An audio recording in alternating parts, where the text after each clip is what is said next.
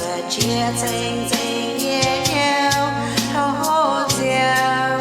tai buồn nhẹ nhẹ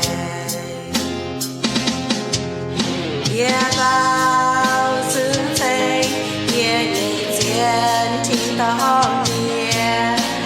bên nhẹ nhẹ diệu hồ chia qua về buồn nhẹ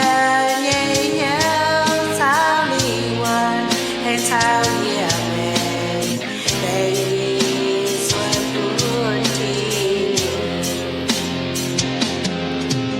nhẹ nhẹ linh quan theo chuyện con sinh phiêu thiên hương nhẹ phu nhẹ nhẹ nhau